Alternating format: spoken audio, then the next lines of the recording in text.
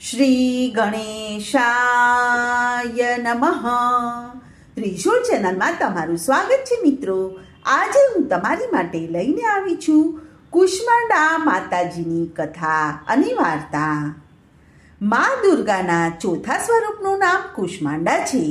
પોતાની મંદ હળવી હાસ્ય દ્વારા અંડ અર્થાત બ્રહ્મને ઉત્પન્ન કરવાને કારણે કુષ્માંડા નામથી અભિહિત કરવામાં આવ્યા છે. જ્યારે સૂર્યનું અસ્તિત્વ ન હતું ત્યારે પૂર્ણ અંધકાર જ અંધકાર પરિવ્યાપ્ત હતો. ત્યારે આ જ દેવીએ પોતાના મંદ હાસ્યથી પૂરા બ્રહ્માંડની રચના કરી હતી. માટે એ સૃષ્ટિના આદિ શક્તિ છે.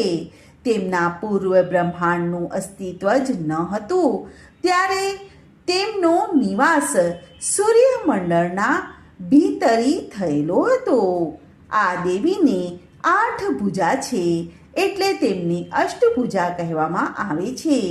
તેમના 7 હાથોમાં કમંડળ, ધનુષ, બાણ, કમળ પુષ્પ, અમૃત ભરેલો કળશ, ચક્ર તથા ગદા છે અને 8મા હાથમાં સર્વે સિદ્ધિ અને નવનિધિ આપનારી જપમાળા છે.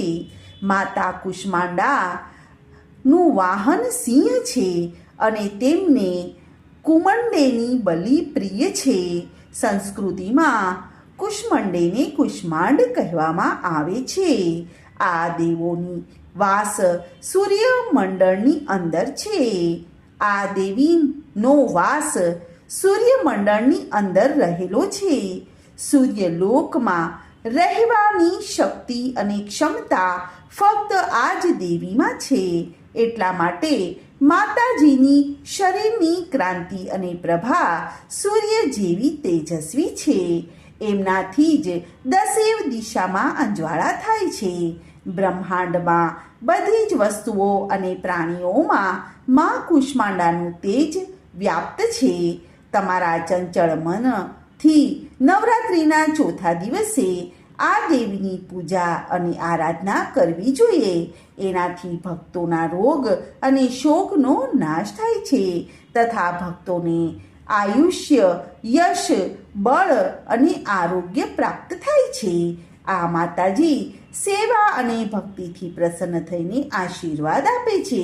સાચા મનથી પૂજા કરવાવાળાને સુગમતાથી પરમપદ પ્રાપ્ત થાય છે અને વિધિ વિધાનથી પૂરા ભાવથી પૂજા કરવાથી થોડા જ સમયમાં કૃપાનો સૂક્ષ્મ ભાવ થવા લાગે છે.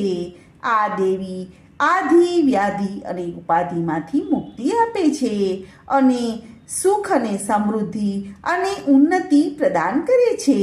અંતઃ આ માતાજીની ઉપાસના કરવા માટે ભક્તો હંમેશા તત્પર રહે છે. તો મિત્રો, આ હતી કુષ્માંડા માતાજીની કથા.